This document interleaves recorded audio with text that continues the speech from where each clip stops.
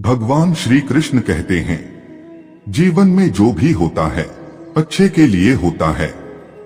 कभी कभी विपरीत परिस्थितियां हमारी वर्तमान स्थिति को अच्छा करने के लिए आती हैं। मन चंचल होता है, इधर उधर भागता है और किसी भी कार्य की एकाग्रता का दुश्मन है। लेकिन अगर ये व्यक्ति के वश में हो जाए तो इससे अच्छा आपका कोई मित्र नहीं है। इसलिए मन को एकाग्र करना जरूरी है और मन को एकाग्र करने के लिए बस थोड़े से प्रयास और अभ्यास की जरूरत है। भगवान कहते हैं, मेरा ना ही कोई घृणित है और ना ही कोई मित्र, ना ही कोई निधन और ना ही कोई धनी है। बस जो भक्ति भाव के साथ मुझे याद करते हैं, मैं उनका हूँ और वो मेरे।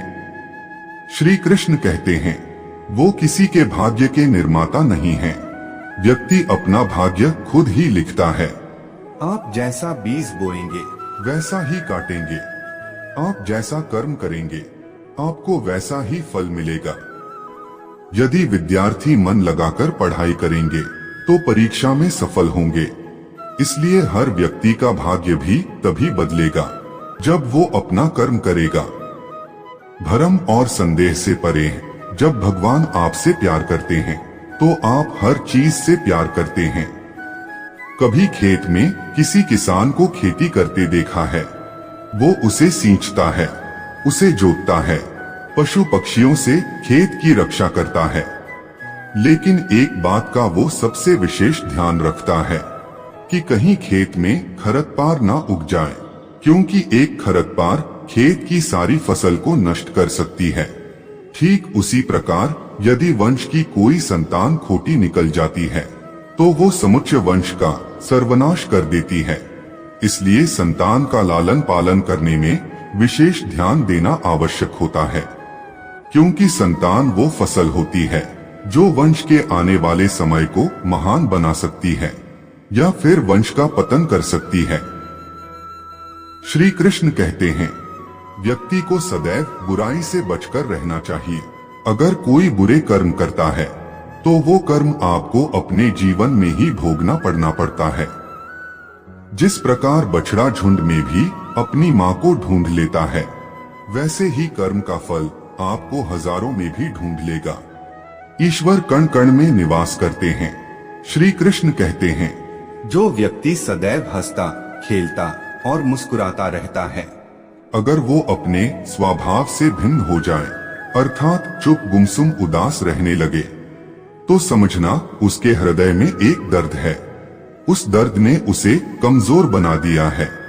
जिसमें व्यक्ति के पास संपूर्ण धन दौलत सब है मगर संतुष्टि नहीं है, उस धन दौलत का कोई अर्थ नहीं है, क्योंकि वो व्यक्ति सदैव असंतुष्ट की स्थिति में रहता है।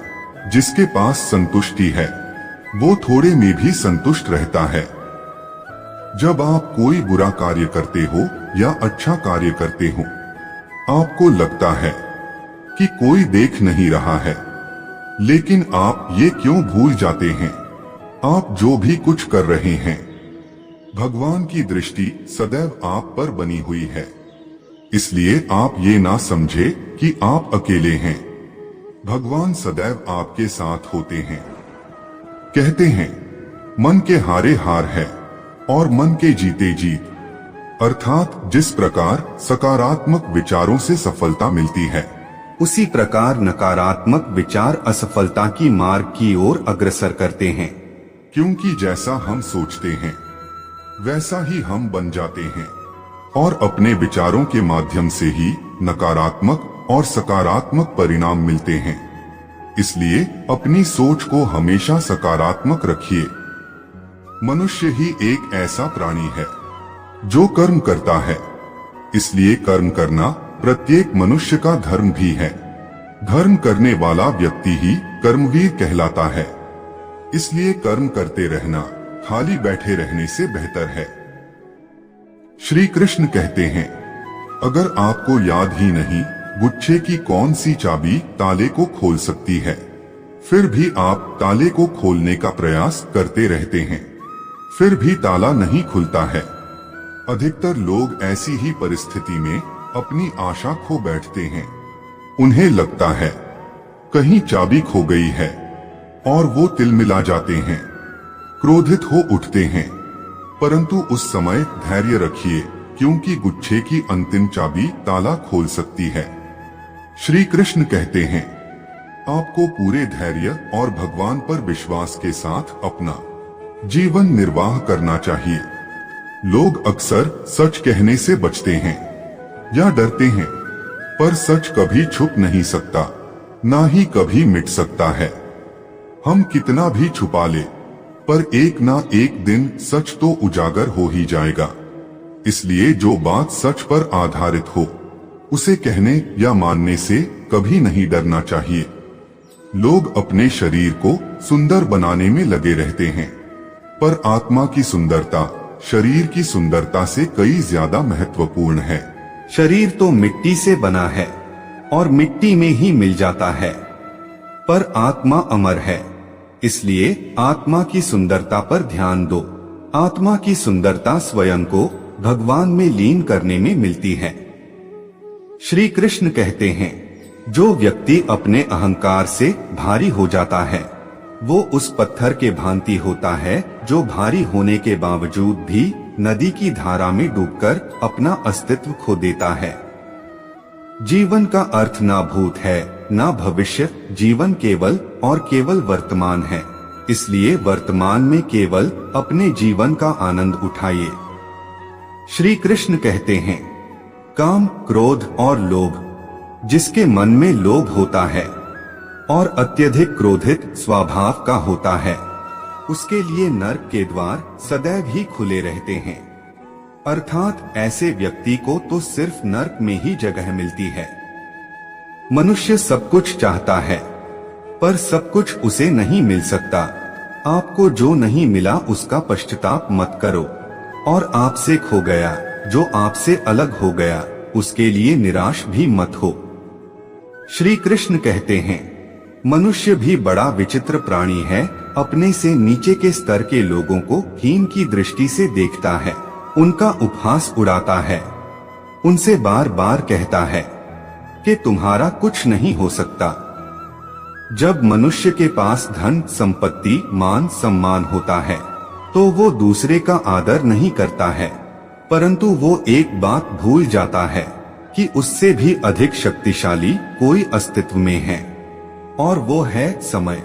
समय अपना चक्र कब बदलेगा ये कोई नहीं जानता। कोयला भी समय के साथ हीरे में परिवर्तित हो जाता है। इसलिए जीवन में कभी भी किसी का उपहास नहीं उड़ाना चाहिए। श्री कृष्ण कहते हैं, आपने चुंबक को तो देखा ही होगा, कैसे वो लोहे की ओर आकर्षित होता है और कैसे वो लोहे को अपनी ओर आकर्षित करती है, क्योंकि उसके स्वभाव में ही आकर्षण है। हम सब के भीतर एक ऐसा ही चुंबक होता है, विचार का चुंबक, जो सदा अपने ही जैसे विचारों को आकर्षित करता है। हम जो बोलते हैं वही करते हैं, उसी प्रकार जो सोचते हैं वैसा ही पाते हैं। साधु ईश्वर का नाम जपता है तो उसे ईश्वर मिल जाता है, अर्थात फल हमारी सोच पर ही निर्भर करता है। इसलिए सकारात्मक सोचिए। एक शहर में एक ईमानदार लड़का रहता था। माता पिता, भाई बहन, मित्र और रिश्तेदार उसे बहुत ही प्यार करते थे। सबकी सहायता को तत्पर रहने के कारण पड़ोसी से लेकर सहकर्मी तक उसका सम्मान करते थे। सब कुछ अच्छा था, किंतु जीवन में वो जिस सफलता प्राप्ति का सपना देखा करता था, से कोसों दूर था। वो दिन रात जी जान लगाकर मेहनत करता, किंतु असफलता ही उसके हाथ लगती। उसका पूरा जीवन ऐसे ही निकल गया और अंत में जीवन चक्र से निकलकर वो काल चक्र में समा गया। उसने जीवन में सुकर्म किए थे, इसलिए उसे स्वर्ग की प्राप्ति हुई। देवदूत उसे लेकर स्वर्ग पहुँचे। स्वर्गलोक का आलोकित सौंदर्य देखकर वह मंत्रमुग्ध हो गया और देवदूत से बोला, ये कौन सा स्थान है? देवदूत ने बोला, ये स्वर्गलोक है। तुम्हारे अच्छे कर्म के कारण तुम्हें स्वर्ग में स्थान प्राप्त हुआ है, अब से तुम यहीं रहोगे। ये सुनकर लड़का खुश हो गया। देवदूत ने उसे वो घर दिखाया जहां उसके रहने की व्यवस्था की गई थी। वो एक आलीशान घर था, इतना आलीशान घर कि उसने अपने जीवन में कभी नहीं देखा था। देवदूत उसे घर के भीतर ले गया और एक एक करके उसे सारे कक्ष दिखाए। सभी कक्ष बहुत ही सुंदर थे। अंत में वो उसे एक ऐसे कक्ष के पास लेकर गया जिसके सामने स्वप्न कक्ष लिखा हुआ था। जब वो उस कक्ष के अंदर पहुँचे तो लड़का ये देखकर दंग रह गया कि वहाँ बहुत सारी वस्तुओं के छोटे छोटे प्रतिरूप रखे हुए थे। ये वही वस्तुएं थीं जिनको पाने के लिए उसने आजीवन मेहनत की थी, किंतु हासिल नहीं कर पाया। आलीशान घर, कार, उच्चाधिकारी का पद और ऐसी बहुत सी चीजें जो उसके सपनों में ही रह गई थी। वह सोचने लगा कि इन चीजों को पाने के सपने मैंने धरती लोक में देखे थे, अब यहाँ इनके छोटे प्रतिरूप इस तरह से क्यों रखे हुए हैं। वो अपनी जिज्ञासा पर नियंत्रण नहीं रख पाया और पूछ बैठा, ये सब यहाँ इस तरह, इसके पीछे के क्या कारण हैं? देवदूत ने उसे बताया, मनुष्य अपने जीवन में बहुत से सपने देखता है और उन्हें पूरा हो जाने की कामना करता है, किंतु कुछ ही सपनों के प्रति वो गंभीर होता है और उन्हें पूरा करने का प्रयास करता है।